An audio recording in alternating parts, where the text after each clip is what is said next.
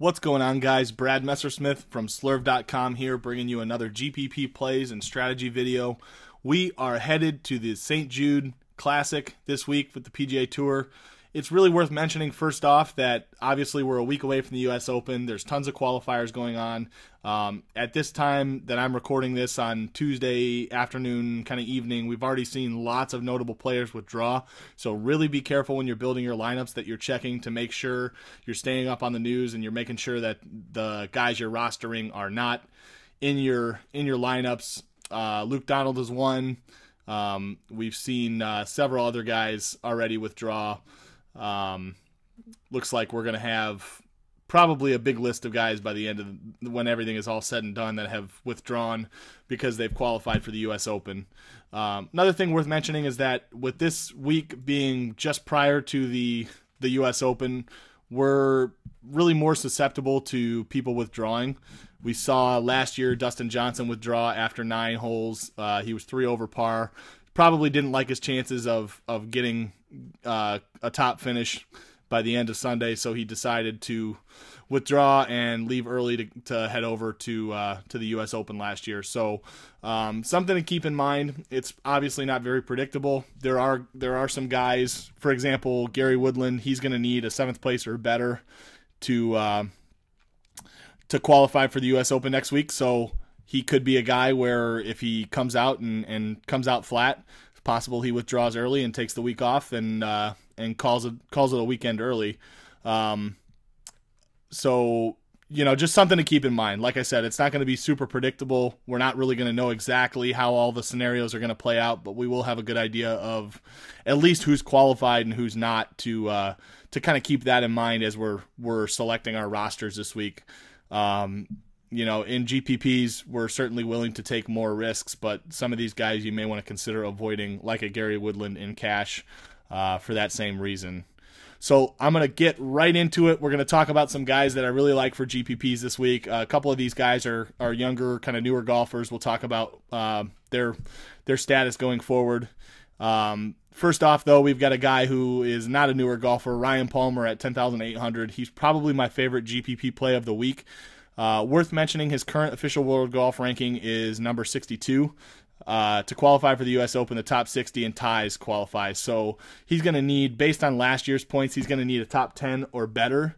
So he could be in one of those scenarios where we see him potentially withdraw if he starts out flat. I don't expect that to be the case, though. I think Ryan Palmer is going to come out with something to play for. I think he sets up really, really well on this course. Statistically, he projects extremely well in my model. He's got elite course history, and he's got really, really good recent form coming in. So he sort of checks all 3 of the major boxes in my mind. I think he's really, really an elite play this week. I will be avoiding him in cash, most likely because of the fact that there's a risk of withdrawal with Ryan Palmer. But in terms of GPPs, I am probably going to have something like 70 to 80% of Ryan Palmer this week, looking to go kind of all in on Ryan Palmer. The second guy I really like, Colt Knost at 9,700. So he has sort of quietly only had 1 missed cut this entire year. He's had a 12th and a 15th place finish here previously at this event. I think he's got kind of a good combination of solid upside and consistency. He could make a decent cash play as well. But this week at 9,700 in a weak field like this, I really like Colt Knost's upside, and I think he presents a really good GPP option as well.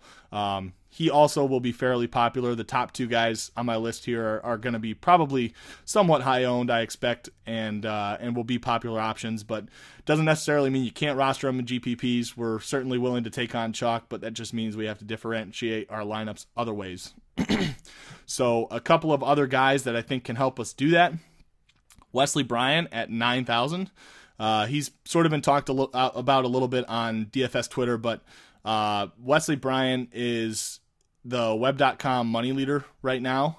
I think people are really shocked at his price tag at 9,000, but he should be extremely low owned, and I think he does present some upside. I'm not sure I love rostering a guy who we don't really know at this point. We're not sure really what upside he does have, but at 9,000, I expect him to be really low owned, and I think if he does have some upside, I'm certainly willing to take on some risk of ruin to get him into some of my lineups. And with Wesley Bryan, I think having 15% or so is plenty to differentiate yourself if he does do really well. If he rattles off some sort of top 5 or if he wins the tournament, you're going to be in a really, really good situation if you have 15% of your lineups with Wesley Bryan on there. Also worth mentioning that Wesley Bryan, since he's the Web.com money leader, he's got a couple of wins on the Web.com tour already this year. Looks like he's pretty much a sure in for PGA Tour card next year, so definitely a name to keep in mind as we get into the fall swing season next year. We've seen guys like Smiley and Emiliano Grillo rattle off wins early on in the season in that fall swing season. So I'm going to be looking to try and get Wesley Bryan at a really inexpensive price early on in that swing season at $6,500 or whatever he may come in as, and really just bite off a big chunk, and hopefully he can have some really solid early performance. The next guy I want to talk about is Bobby Wyatt at 7,300. He's also kind of a young, newer golfer, doesn't have his PGA Tour card.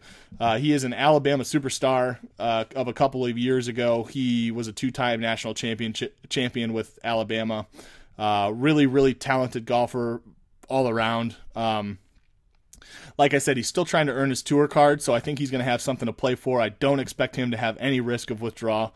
I also wouldn't necessarily pencil him in my cash lineup either, but I think he makes a perfect GPP play at 7,300. Really has something to play for. We've seen him finish. He finished 4th place at the Zurich Classic, so certainly has the skills to rattle off a top 5 or have some potential upside, especially in a weak field like this. I think he really has a good enough upside, at least for me to be considering him in GPPs this week. And the last guy I want to talk about is Camilo Villegas at 6,900. He has really, really good elite course history. He is a volatile golfer to the tee. I mean, perfect GPP play, has really supreme upside, but has a high likelihood of downside. And we've seen throughout the course of the year, we've seen Camilo Villegas have really good course history at other events, and he has a tendency to sort of follow through with that. So, on the events that Camilo Villegas has really good course history, he has a tendency to continue to follow through with that. So I will be rostering him in some GPPs at 6,900. I don't think he will be super high owned. I think he'll be fairly popular, but I think if you have something like 20% of him, it's certainly enough to overweight yourself on the field, and I'll probably have 20 to 30% of Camilo this week. So that's basically it. Those are the GPP plays I really like this week. Hopefully you guys were able to cash in on some of the ones last week, like KJ Choi. I'll be continuing to do this every week. Make sure you guys check out the expert chat on slurve.com. That is going to be going on. I think it's going to be going on Wednesday at 8:30 Eastern. Make sure you follow me on Twitter at Brad Messersmith, Messer Smith, to make sure you get updates on that. And we're going to have a really, really good lineup for you guys this week on slurve.com. You can also check out my work on DraftKings Playbook. If you just Google DraftKings Playbook, you'll find a whole litter of articles and content on golf to help you with your selections this week. Hopefully you guys have a really good week. If anybody takes down a GPP, be sure to give me a shout, and look forward to hearing from you guys. And thank you guys for watching. We'll see you guys next week.